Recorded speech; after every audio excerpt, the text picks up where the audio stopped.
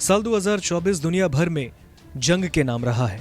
इस जंग में जानकारी के मुताबिक 2,33,000 लोगों की जान चली गई। यूक्रेन, गाजा और अन्य जगहों पर युद्धों के बीच पिछले 5 सालों में दुनिया भर में संघर्ष का जो स्तर है वो दोगुना हो गया। अब साल खत्म होने के साथ दुनिया की नजर इस बात पर है कि क्या 2025 में यूक्रेन, गाजा और अन्य जगहों पर संघर्ष खत्म होने वाले हैं या फिर नहीं। इस रिपोर्ट के जरिए हम आपको 2025 में इन संघर्षों का क्या हो सकता है इसके बारे में बताएंगे।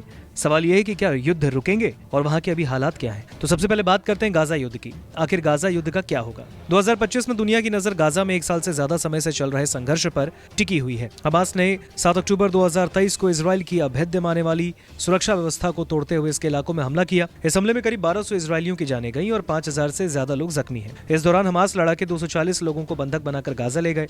इन बंधकों में से कई लोगों को छुड़ा लिया गया, लेकिन दर्जनों लोग अभी भी गाजा में बंधक हैं। वहीं इजराइल के जवाबी हमलों में 42,000 से ज्यादा फिलिस्तीनियों की जान जा चुकी है। गाजा के 24 लाख लोगों में से ज्यादातर अपने घरों से विस्थापित हो गए। 7 अक्टूबर के हमले के बाद पश्चिम एशिया के कई मोर्चों पर युद्ध शुरू हुआ। जहां लेबनान में हिजबुल्लाह तो वहीं यमन में हूती विद्रोही इजराइल से भिड़ गए। उधर इजराइल और हमास युद्ध में उस वक्त हमास को बड़ा झटका लगा जब 31 जुलाई को इसके राजनीतिक शाखा के प्रमुख इस्माइल हानिया की हत्या कर दी गई। 31 जुलाई 2024 को हमास प्रमुख इस्माइल हानिया ईरान की राजधानी तेहरान में मारा गया। हानिया ईरान के नवनिर्वाचित राष्ट्रपति मसूद पेजेश्कियन के शपथ ग्रहण समारोह में शामिल होने के लिए तेहरान आया था। 7 अक्टूबर 2023 के हमले के बाद इजराइल ने हमास को जड़ से मिटाने की कसम खाई। इसके लिए इजरायली सेना ने गाजा में हवाई और जमीनी हमले किए। इस तरह से हमास और इजराइल के बीच बीते करीब 1 साल से ज्यादा वक्त से खूनी संघर्ष जारी है। हालांकि कई देशों के प्रयास से दोनों पक्षों में युद्ध विराम को लेकर बात हुई है, लेकिन अब तक अंतिम फैसला नहीं हुआ। अमेरिका के निर्वाचित राष्ट्रपति डोनाल्ड ट्रंप ने संकेत दिया कि वो 20 जनवरी 2025 को पदभार ग्रहण करने से पहले गाजा में समझौता देखना चाहते हैं। उससे पहले गाजा में युद्ध विराम हासिल करने में विफल रहने पर नई सरकार के सद तक गाजा पर ध्यान केंद्रित करेगी। ये अमेरिका विदेश नीति प्राथमिकताओं और ट्रंप का राष्ट्रीय सुरक्षा टीम पर निर्भर करेगा। अब बात करेंगे रूस और यूक्रेन के जंग की।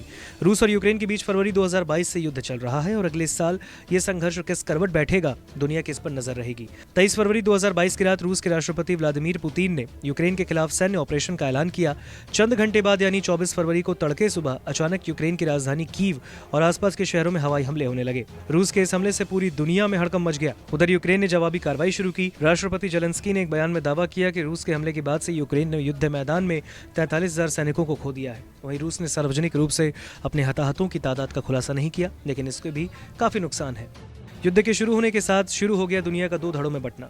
यूक्रेन का साथ देने के लिए नाटो सदस्य देश खड़े हो गए हैं, तो अमेरिका, ब्रिटेन, पोलैंड, फ्रांस समेत कई देशों ने युद्ध से बाहर रहते हुए इसको मदद पहुंचानी शुरू कर दी है। दूसरी ओर चीन, दक्षिण कोरिया, ईरान जैसे देश प्रत्यक्ष या अप्रत्यक्ष रूप से रूस के साथ खड़े हैं। भारत की बात करें तो इसने किसी का पक्ष नहीं लिया। हालांकि इस बीच रूस यूक्रेन युद्ध को रोकने के लिए महत्वाकांक्षी कोशिश हुई है, जो कि अब तक सफल नहीं हुई। नवनिर्वाचित अमेरिकी राष्ट्रपति डोनाल्ड ट्रंप ने राष्ट्रपति चुनाव जीतने के बाद अपने पहले मीडिया सम्मेलन में यूक्रेन में युद्ध समाप्त करने में थोड़ी प्रगति करने की मंशा जाहिर की। ट्रंप ने संघर्ष को भयानक करार दिया और इसे रोकने की तत्काल जरूरत पर बल दिया है।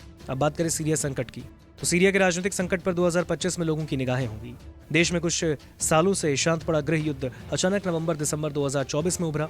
राजनीतिक प्रक्रिया में लंबे वक्त तक चले गतिरोध के बाद सीरिया में विद्रोही समूहों ने 27 नवंबर को एक बड़ा हमला किया। बमुश्किल 2 हफ्तों के अंदर विद्रोहियों ने अलेप्पो, होम्स और दारा जैसे कई बड़े शहरों पर कब्जा किया और इस कड़ी में विद्रोही राजधानी दमिश्क में घुस गए, जिसके चलते राष्ट्रपति बशर अल असद को देश से भगाने के लिए मजबूर होना पड़ा। असद और उनका पूरा परिवार रूस आ गया है। फिलहाल सीरिया में राजनीतिक संकट है। राष्ट्रपति बशर अल असद की सरकार गिरी और एक नए कार्यवाहक प्रशासन ने नियंत्रण संभाल लिया है। सीरिया का संकट 21वीं सदी का सबसे घातक संघर्ष और दुनिया में सबसे बड़ा विस्थापन संकट है। देश की सीमाओं से बाहर जाने के लिए मजबूर होकर 60 लाख से ज्यादा सीरियाई शरणार्थी बन गए, जबकि इससे भी अधिक लोग अंदर ही विस्थापित हुए। नमस्कार, मैं हूं मानक गुप्ता। अगर आपको हमारा ये वीडियो पसंद आया हो तो इसे लाइक और शेयर जरूर करें और हाँ, हमें सब्सक्राइब और फॉलो करना ना भूलें ताकि आप देश और दुनिया की कोई खबर मिस ना करें। तो जुड़े रहिए हमारे साथ और देखते रहिए न्यूज़ 24।